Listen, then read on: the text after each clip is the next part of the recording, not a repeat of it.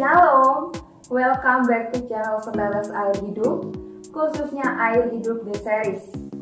Salam sejahtera untuk Anda semua yang sedang menyaksikan. Semoga kita selalu mendapat perlindungan dan kekuatan dari Allah. Saudaraku, hari-hari ini mungkin ada yang sedang merasa susah, sedih, gelisah, hidup kok gini-gini aja, semua terasa tidak begitu indah. Semua terasa sangat monoton. Mari saya mengajak saudara semua untuk introspeksi diri kita masing-masing. Sudahkah kita bersyukur hari ini? Sudahkah kita bersyukur setiap waktu? Mari Bapak Ibu Saudara, kita mau belajar untuk menghargai setiap pemberian dari Tuhan. Sekecil apapun itu, yuk kita mau bersama-sama untuk menghargainya, yaitu dengan bersyukur selalu kepada Tuhan. Percayalah bahwa ketika kita bersyukur, ketika kita menghargai, semuanya akan berjalan dengan sangat indah bersama Tuhan. Amin. Tuhan Yesus memberkati. Salam Metanoia Mino Peripaten. Saudara, sebelum saya menyampaikan firman Tuhan pada pagi hari ini, pertama-tama saya akan berikan dulu ini sebagai dasar, ya. Saudara, di dunia ini tidak ada orang yang sempurna. Kita semua tidak ada yang sempurna. Hanya Yesuslah yang sempurna. Tetapi kita semua harus menuju kepada kesempurnaan itu, saudara. Kita harus lebih hari lebih naik, lebih naik nanti sampai kita berjumpa dengan Bapa kita, Yesus Kristus. Kita akan disempurnakan, saudara. Ya, tidak ada satupun manusia di dunia ini yang sempurna kecuali Tuhan Yesus Kristus. Tetapi yang saya tekankan arah hidup kita ini, saudara. Ya, di dunia ini tidak ada seorang hamba Tuhan pun yang sempurna, tidak ada. Tapi yang saya tekankan ini, saudara, menuju kepada kesempurnaan. Dan di dalam menuju ini, dalam perjalanan ini, terus naik setingkat, sampai nanti kita berjumpa dengan Yesus Kristus. Kita akan disempurnakan. Ya, jadi ini sedikit yang akan saya sebagai dasar akan apa yang saya sampaikan. Dan saya percaya jemaat Tuhan di tempat ini semakin Tuhan bawa naik terus pertingkat, saudara. Dan hari ini saya akan sampaikan yang sebetulnya gimana gitu saya mau menyampaikannya, saudara ya. Karena ini terlalu berat, tapi sekali lagi Tuhan berbicara ini harus disampaikan. Ayatnya langsung ya. Ini adalah lanjutan dari khotbah saya minggu yang kemarin ya. Dikatakan di dalam 2 Petrus 3 ayat yang ke-11. Jadi jika segala sesuatu ini akan hancur secara demikian, betapa suci dan salehnya kamu harus hidup. Ayat yang ke-13. Tetapi sesuai dengan janjinya, kita menantikan langit yang baru dan bumi yang baru, di mana di dalam langit baru dan bumi baru itu terdapat kebenaran. Ayat 14, sebab itu, saudara-saudaraku yang kekasih, sambil menantikan semuanya itu, ini kamu harus berusaha.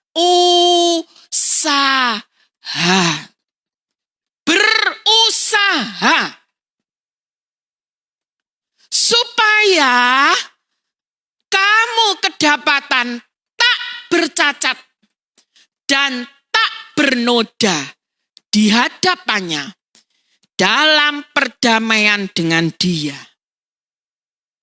Saudara, dari ayat yang sudah kita baca tadi, di dalam menanti kedatangan Tuhan, ada beberapa hal yang harus kita lakukan sesuai dengan yang kita baca tadi. Yaitu hidup suci dan saleh, serta berusaha, tak bercacat, tak bernoda. Ini yang saya katakan tadi, sungguh berat, saudara. Berat loh ini, saudara. Hidup suci dan saleh, serta berusaha, tak bercacat dan tak bernoda. Ini berat. Tapi Tuhan akan bawa kita naik ke level ini. Dan ini tidak mungkin tidak kita lewati. Ini level yang harus kita lewati. Dan ini saatnya Tuhan buka itu di antara kita. Selama ini khotbah-khotbah yang saya sampaikan, yang saya terima dari Tuhan, menurut saya, baru kali ini yang berat yang Tuhan berikan. Dan Tuhan katakan, jangan ada yang kamu tutupi. Semua harus kamu singkap sesuai dengan apa yang aku berikan kepadamu. Dan aku berikan itu sesuai dengan takaran untuk jemaat ABC Mosar. Tuhan, saya sampaikan itu. Dan aku akan bawa mereka lebih naik lagi. Dan sudah waktunya. Dengan kekuatan dan keberanian dari Tuhan, saya sampaikan ini pada pagi hari ini. Saudara, mengapa kita harus hidup kudus? Mengapa pagi hari ini sudah waktunya Tuhan bukakan ini dan singkapkan ini, saudara? Dalam khotbah-khotbah saya, sepanjang saya menyampaikan khotbah, jarang sekali saya hitung cuman hanya sekali atau dua kali tentang kekudusan atau kesucian ini. Mengapa kita harus hidup kudus? Wahyu 19 ayat 7 sampai 9, saudara catat, nanti dibaca di rumah.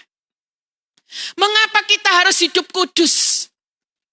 Sebelumnya mohon maaf, saudara, bahwa nanti yang diundang dalam perjamuan kawin anak domba adalah yang memakai kain lenan halus yang berkilau-kilauan dan yang putih bersih.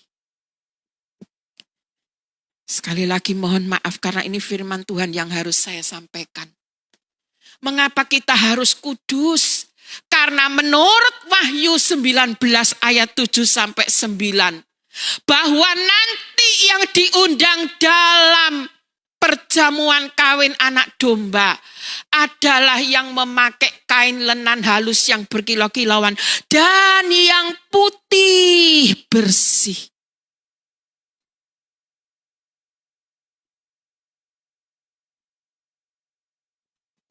Menurut Wahyu 19 ayat 8, lenan halus itu adalah perbuatan-perbuatan yang benar dari orang kudus.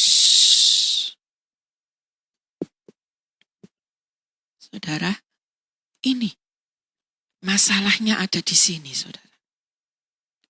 Sekarang pertanyaannya, bolehkah yang tidak memakai lenan halus ikut masuk ke dalam undangan perjamuan kawin anak domba? Di sini permasalahannya, saudara. Bolehkah yang tidak pakai lenan halus itu ikut masuk ke dalam undangan perjamuan kawin anak domba? Kenapa saya tidak beri jawabannya? Karena saya tidak mentolo. Mau nulis jawabannya di khotbah ini saya tidak mentolo. Tapi nanti ada solusi yang Tuhan berikan, saudara. Saya mau tulis jawabannya tidak gitu loh. Mau saya tulis di sini loh, saudara. Tidak mentolo saya, saudara. Bolehkah yang tidak pakai linen halus masuk dalam undangan ini, saudara?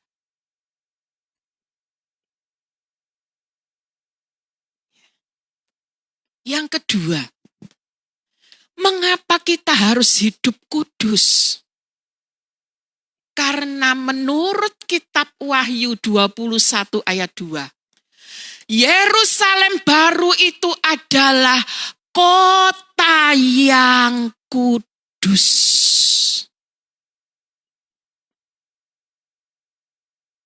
Langit baru, bumi baru, di mana di dalamnya terdapat kebenaran. Yerusalem baru itu adalah kota yang kudus. Pertanyaannya, bolehkah orang yang tidak kudus masuk ke Yerusalem baru?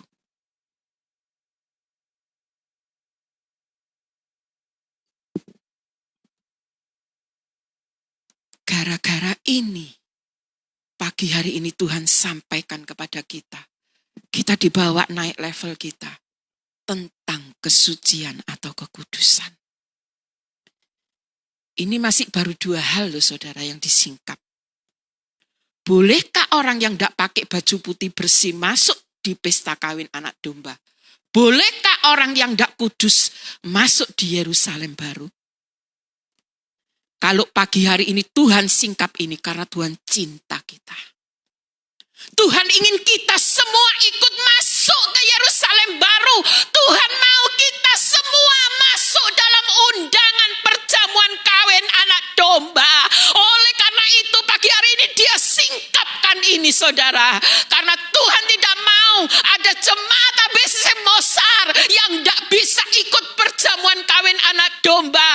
Tuhan tidak mau ada jemaat ABCC Mosar yang tidak masuk dalam Yerusalem baru, kota yang kudus itu. Walaupun berat, saya tahu bagi jemaat saya harus sampaikan ini karena waktunya sudah tidak lama lagi. Saya salah kalau saya tidak sampaikan tentang hidup kudus bagi saudara.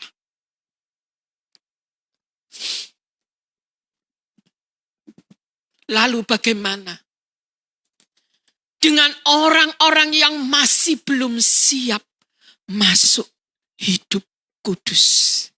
Ini yang menjadi beban berat dalam hidup saya. Ini yang selalu jadi pikiran saya.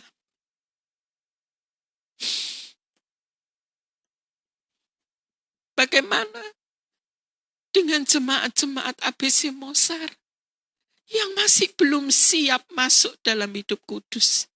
Beban terberat dalam hidup saya, saudara. Secara jiwa saya mengalami penekanan ketika saya menyampaikan hal ini, saudara. Lalu bagaimana dengan orang-orang yang masih belum siap masuk hidup kudus? Ada solusinya. Tuhan itu baik, saudara. Setiap dia meminta perubahan demi perubahan dalam hidup kita, dia selalu berikan solusi. Apa itu solusinya? Seperti yang saya sampaikan, sekarang ini kita sedang hidup di dalam ruang waktu kesabaran Tuhan. Sekarang ini kita sedang hidup dalam ruang waktu kesempatan bertobat. Solusinya yaitu mengerjakan keselamatan menuju kekudusan dengan disertai usaha. Tadi ayat yang kita baca, berusahalah supaya kalau di hadapan Tuhan nanti kita tak bernoda, tak bercacat. Solusinya apa? Kita sama Tuhan dikasih waktu kesempatan untuk mengerjakan keselamatan menuju kekudusan. Naik setingkat demi setingkat sampai nanti hari perkawinan anak domba itu tiba. Kita sudah layak, sudah putih bersih ikut masuk di dalam undangan itu, saudara. Sekarang ini waktunya kita mengerjakan keselamatan menuju kekudusan dengan berusaha.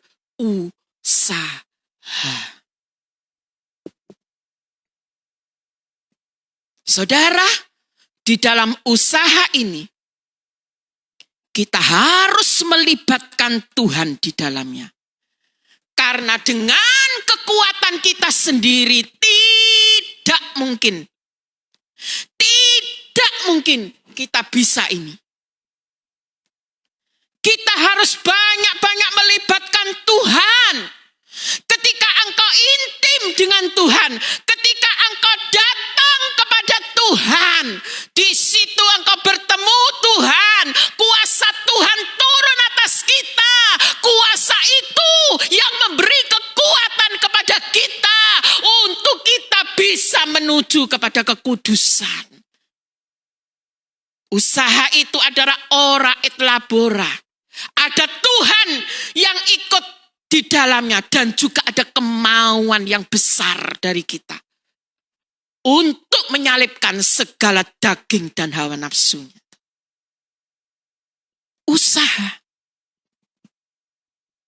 Kalau saya lihat di dalam Kamus Besar Bahasa Indonesia, usaha itu adalah kegiatan dengan mengerahkan tenaga, pikiran, atau badan untuk mencapai suatu maksud. Itu artinya usaha. Jadi harus mengerahkan tenaga, pikiran, badan. Semua harus dikerahkan, bekerja keras untuk mencapai suatu maksud. Maksud apa? Yaitu menuju kepada kekudusan. Itu harus usaha dengan tenaga dan pikiran dan badan kita. Itu namanya usaha. Dan hal ini ada Yesus di dalamnya yang memberi kita kekuatan. Kalau cuma mengandalkan ini, tok, manusia enggak bisa. Harus ada Yesus ikut peran serta di dalam ini. Supaya kita bisa mampu. Usaha yang bagaimana? Contoh yang paling gampang. Seperti kalau kita berusaha mencari uang atau mencari nafkah. Saudara tahu orang yang berusaha mencari uang atau mencari nafkah? Kalau orang bilang apa saudara? Kaki jadi kepala, kepala jadi kaki. Apalagi perekonomian seperti ini. Engkau tidak kerja, tidak makan, firman Tuhan tulis itu. Kita harus bekerja. Saudara coba rasakan. Kalau saudara kerja itu usahamu dalam kerja untuk mencari nafkah itu loh, ya apa abote saudara. Berat loh saudara orang bekerja itu. Orang berusaha itu hanya untuk mencari nafkah itu berat loh saudara. Kita harus banting tulang.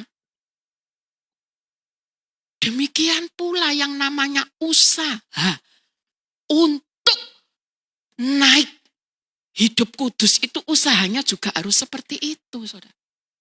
Seperti saudara berusaha mencari uang, mencari nafkah yang tambah hari tambah susah orang cari uang, saudara. Ekonomi ini nanti walaupun misalnya Corona angkat kaki dari dunia, tapi ekonomi masih tetap akan terus berlanjut. Tidak tahu akan ada berapa perusahaan yang akan gulung tikar.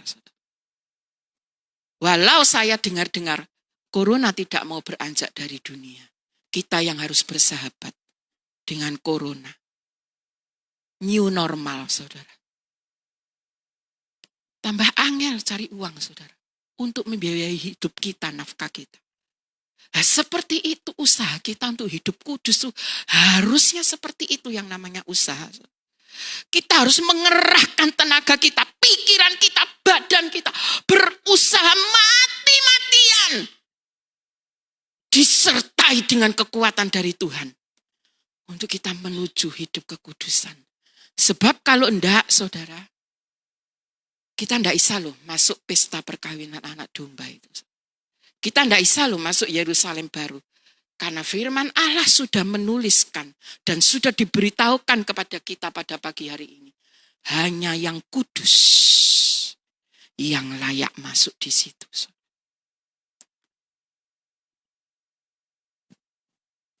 Mengerjakan keselamatan menuju kekudusan.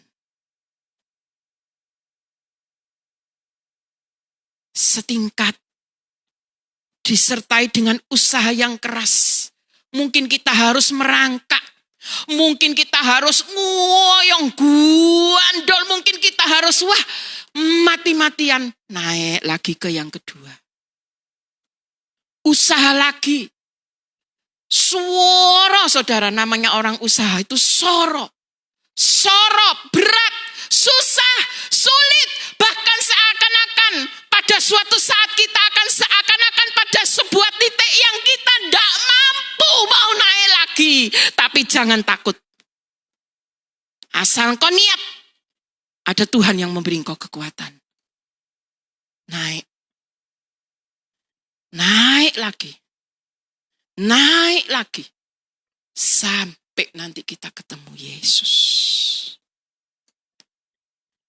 Kita diubah menjadi sempurna. Yesus katakan, anakku, ini sudah aku siapkan ruangan perjamuan kawin anak domba. Engkau layak masuk di situ. Yerusalem baru. Langit baru, bumi baru. Yang di dalamnya penuh dengan kebenaran. Jelas hanya orang-orang benar yang masuk di dalamnya. Tuhan katakan engkau layak masuk ke situ. Karena apa?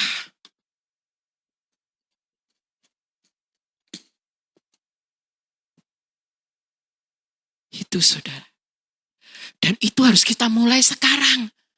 Mumpung kesempatan itu bagi kita belum ditutup saudara.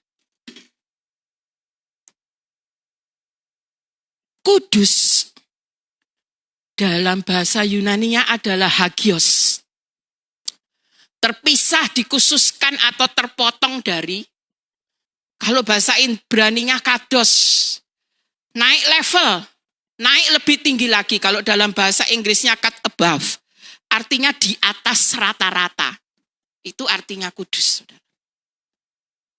Kudus artinya kita dipanggil, dipisahkan dari yang lain, untuk dibawa naik lebih tinggi ke arah Kristus, sesuai dengan standarnya. Ini saudara, standarnya ini yang berat saudara. Standarnya ini yang berat. Tapi harus. Soalnya kalau enggak gini, kita enggak akan bisa masuk saudara. Kita dipanggil, dipisahkan dari yang lain untuk dibawa naik lebih tinggi ke arah Kristus sesuai dengan standarnya. Di atas rata-rata. Saudara. Ada dua hal yang membuat kita sulit untuk bertumbuh dalam kekudusan.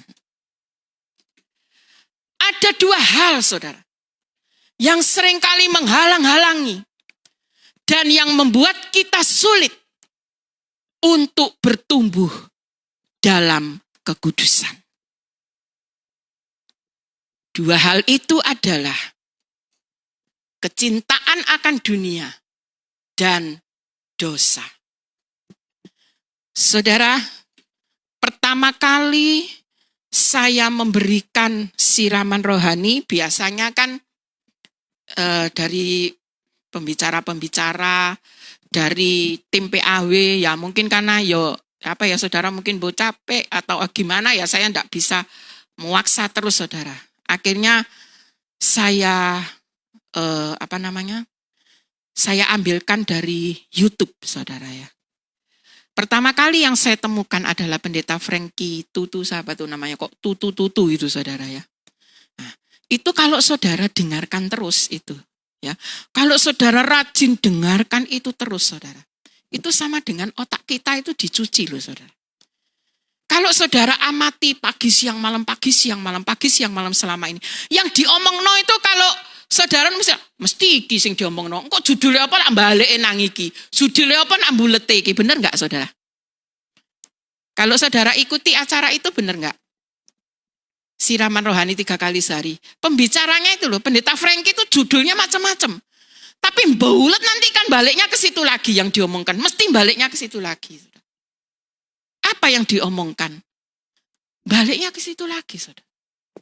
Kecintaan akan dunia dan sebagainya. Yang sejenis-sejenis ini, saudara. Kalau saudara ikuti dengan jadwal yang enggak bolong loh, saudara. Saya juga enggak tahu kenapa Tuhan ketemukan saya dengan khotbah beliau, saudara. Itu khotbah yang sangat dalam sekali. Itu khotbah yang sangat dalam sekali. Saya pun juga mendengarkannya. Walaupun sudah berulang-ulang saya mendengar, saya tetap mendengar sesuai jadwal. Kecintaan akan dunia dan dosa.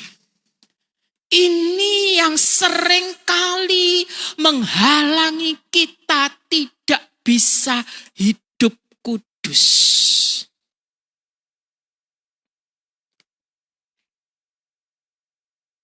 Sebelum saya sampaikan ini, saya dulu loh saudara yang dipereteli sama Tuhan. Kecintaan saya akan dunia. Tidak mungkin saya ngomong di sini, tapi saya belum diolah, belum diproses sama Tuhan. Itu tidak mungkin. Sama saja dengan bohong. Saudara. Saya dipereteli satu-satu. Kecintaan saya akan hal-hal dunia, Tuhan preteli satu-satu.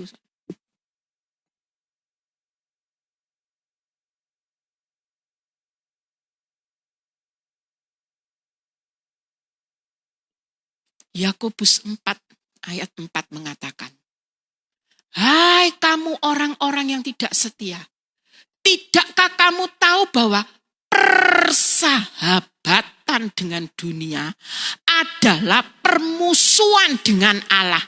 Jadi barang siapa menjadi sahabat dunia ini, ia menjadikan musuh Allah. Tuhan katakan kepada saya secara pribadi, kalau kamu masih menjadi hambaku yang masih simpen kecintaan dunia, kamu adalah hambaku yang posisimu masih menjadi musuhku. Tuhan jelas katakan itu kepada saya. Kamu harus lepas satu persatu keduniawianmu yang menjadi kecintaanmu, yang menjadi hobimu. Dari seluruh hidupmu. Dari segala segi dalam hidupmu. Harus lepas itu. Karena kalau tidak, kamu akan menjadi hambaku dalam posisi kamu sebagai musuhku. Bagaimana kalau posisi kita musuh, kita mau dibawa naik level, semakin dekat dengan dia, sedangkan posisi kita masih musuh sama Allah. Karena orang yang cinta dunia, yang bersahabat dengan dunia itu musuhnya Allah.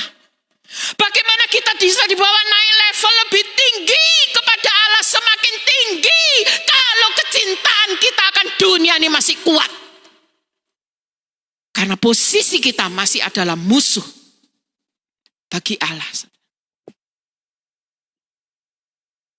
Dalam sekali firman Tuhan pagi hari ini. Ingat saudara, musuh Allah, orang yang masih cinta dunia. Saudara mohon tidak disalahpahami. Kalau saya ngomong kecintaan akan dunia itu, saya bukan ngomong dunia pekerjaan saudara ya. Tidak. Bagaimanapun juga orang hidup harus kerja. Kalau tidak kerja jangan makan. Nanti saudara akan ngerti apa yang saya maksud kecintaan dunia. Tapi tolong jangan tanya saya, sebutkan satu persatu. Tidak, saya tidak akan jawab. Saya akan diomong orang ekstrim nanti kalau saya jawab. Saudara. Tapi nanti saudara akan ngerti apa itu kecintaan dunia. Di dalam King James Version, ini Pak Nono biasanya ini ya, bawa King James Version.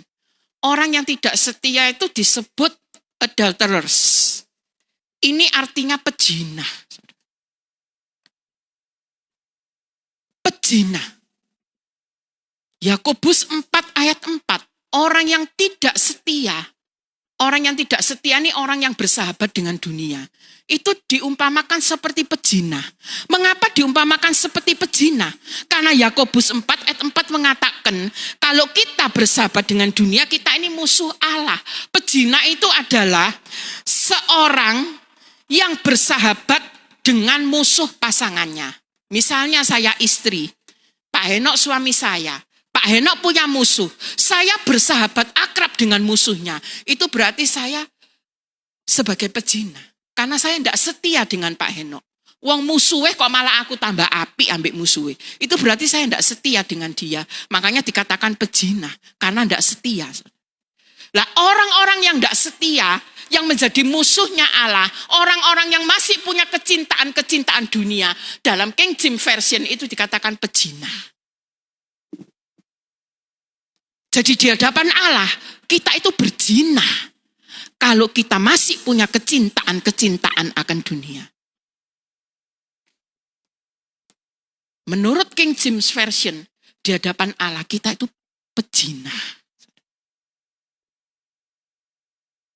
Cukup pedes, saudara ya.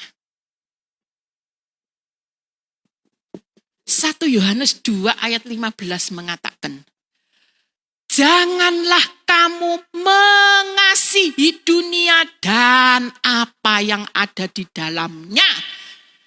Jikalau orang mengasihi dunia, maka kasih akan Bapa tidak ada di dalam orang itu. 1 Yohanes 2 ayat 15 mengatakan, jika kita punya kecintaan akan dunia dan segala isinya, sudah jelas dikatakan bahwa kasih kepada Bapa itu tidak ada dalam hidup kita. Apa yang dikatakan firman Allah tidak boleh ditawar dengan apapun juga. Kalau firman Allah katakan orang yang cinta dunia dan segala isinya itu berarti tidak cinta Bapa, ya sudah itu tidak boleh ditawar.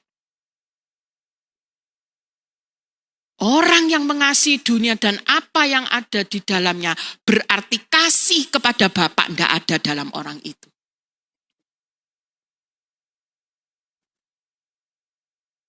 Saya membuka ayat-ayat ini sudah saya sampaikan di awal. Saya bergumul lama. Biasanya Senin, Selasa sudah tak kirim ke Kevin, tapi baru Jumat malam. Saudara. Saya wolak-walik Tuhan, gak ono tak ayat sing luwih alus. Tapi ini yang Tuhan buka. Januari nanti kalau waktunya habis saya kasih kode ya. Nanti saya lanjutkan minggu depan ya, tolong ya. Next. 1 Yohanes 2 ayat 16. Sebab semua yang ada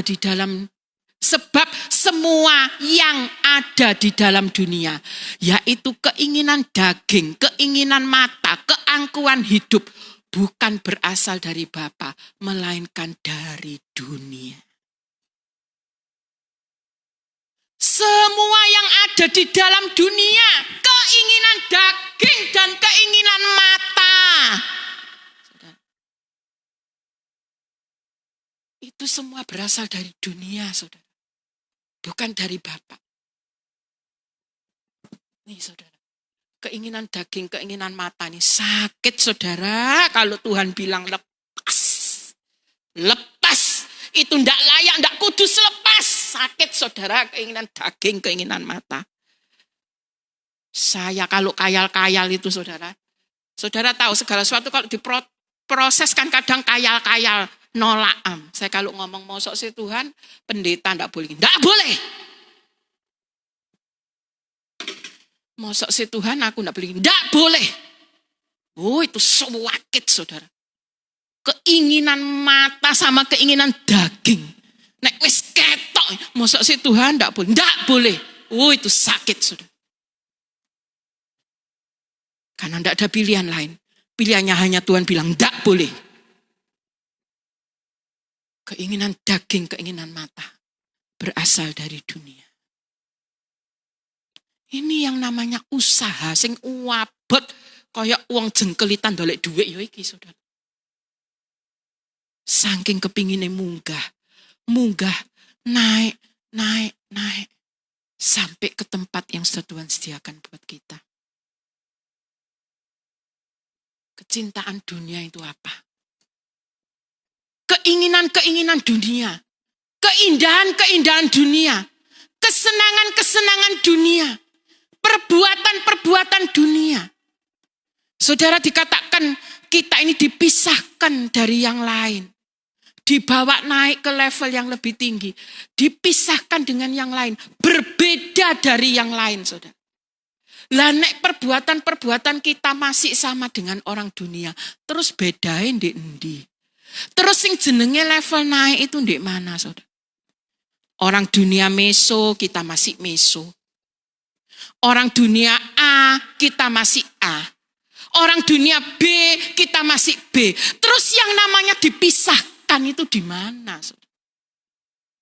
Terus yang namanya beda dari yang lain itu di mana, saudara? Lek podo. Keinginan-keinginan dunia. Keindahan-keindahan dunia. Kesenangan-kesenangan duniawi ini semua harus dilululantahkan, saudara. Lah sekarang ini kesempatan mumpung ada, saudara. 4 hal ini. Sekarang ini kesempatannya, ayo kita kerja keras. Supaya 4 hal ini dimatikan dalam hidup kita. Jangan saudara bilang besok. Nanti saudara pulang dari sini. Harus dipraktekkan ini. Karena kita tidak tahu finishnya waktu kesabaran Tuhan itu kapan. Sudah saya sampaikan ada 2 hal. Finishnya Tuhan datang atau hidup kita sudah selesai dari dunia ini. Sekarang detik ini mumpung sih ada kesempatan. Ini saudara, ayo kita kerjakan dalam hidup kita.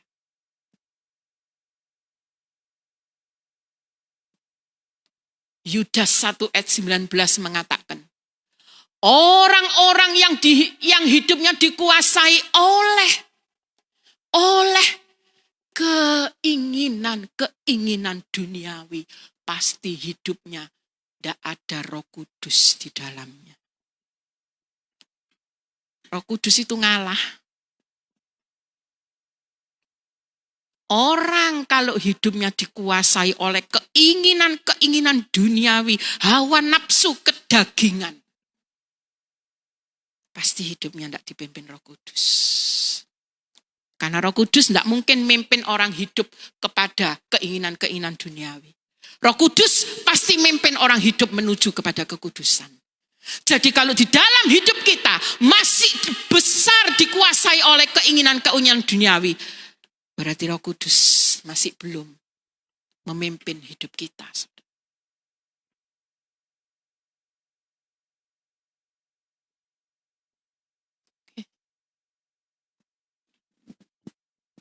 Dan menurut 1 Korintus 3 ayat 1. Nanti saudara baca di rumah. Menurut 1 Korintus 3 ayat 1. Manusia duniawi itu sulit bertumbuh ke arah dewasa rohani.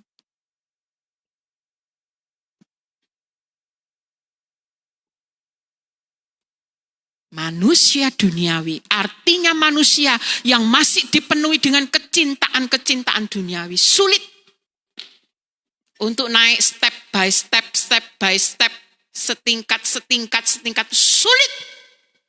Karena masih terikat oleh kecintaan-kecintaan duniawi. Sulit untuk bertumbuh.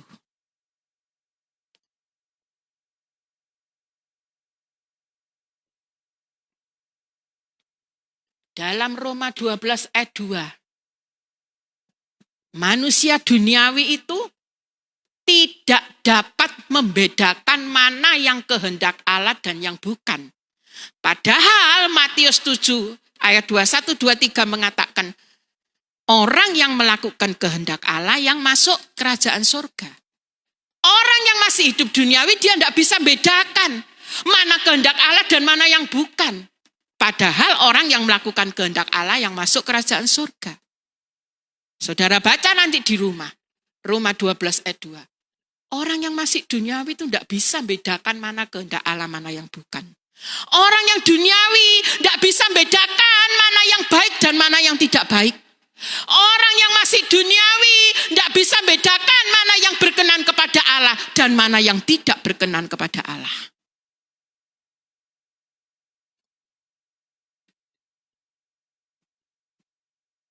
Saya sudah pernah sampaikan ini. Saya ingat, saya buka di tab saya.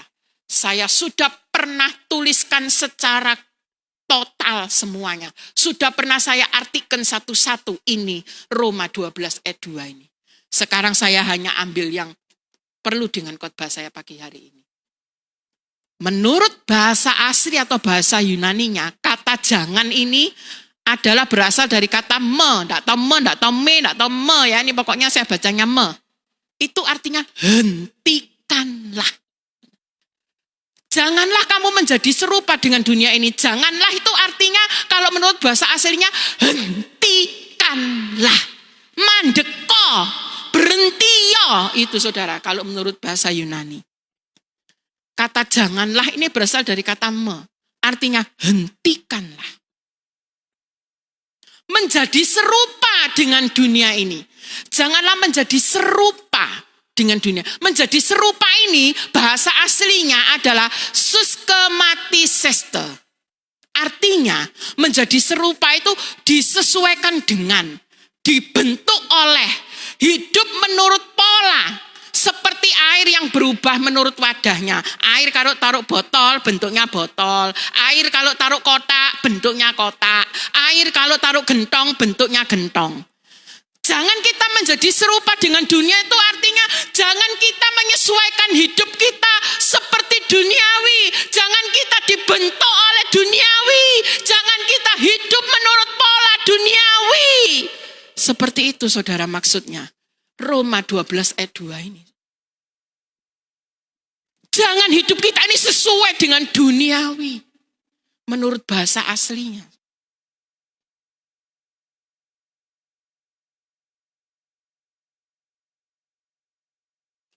Hal yang kedua, yang membuat kita sulit untuk bertumbuh dalam kekudusan. Tadi yang pertama kecintaan dunia. Yang kedua adalah dosa. Dosa. Dalam Yesaya 59 ayat yang kedua, nanti dibaca di rumah. Mengatakan, dosa merupakan penghalang atau pemisah antara kita dengan Allah. Makanya itu kita harus mengerjakan keselamatan, saudara. Kita harus kencangkan pertobatan kita. Karena dosa itu adalah penghalang, pemisah antara kita dengan Allah. Mengapa Yesus mati di kayu salib? Supaya dosa kita diampuni, supaya kita sama Allah itu loh hubungannya enak, gak ono penghalang, tapi namanya manusia masih punya daging. Wis diampuni sih, ngelakukno maneh. Tapi sekarang kita masih diberi kesempatan. Yang sudah diampuni Tuhan itu jangan dilakukan. Sekarang ini kesempatannya.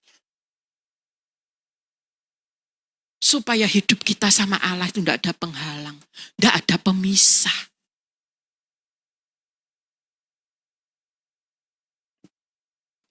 Dosa kesayangan.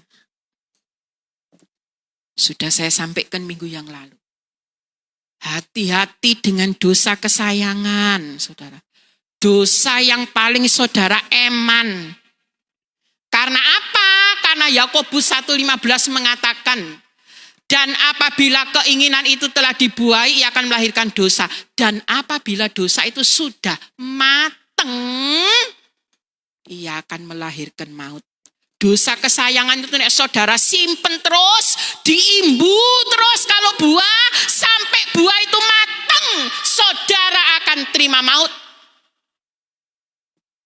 Ini sudah firman Allah, bukan saya yang mengatakan. Jadi dosa kesayangan kesayangan ini jangan terus diimbu, jangan terus diingu, jangan terus dipelihara. Minta kekuatan Tuhan supaya segala dosa kesayangan ini hilang dari hidup kita. Karena ini saudara, kalau diimbu terus nek wis mateng akan melahirkan maut, saudara. Harus dibuang.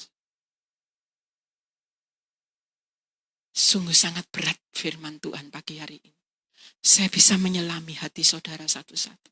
Berat. Tapi percayalah saudara, kalau engkau niat, ada Tuhan Yesus yang beri engkau kekuatan untuk masuk dalam semuanya ini. Sehingga engkau bisa naik setingkat demi setingkat.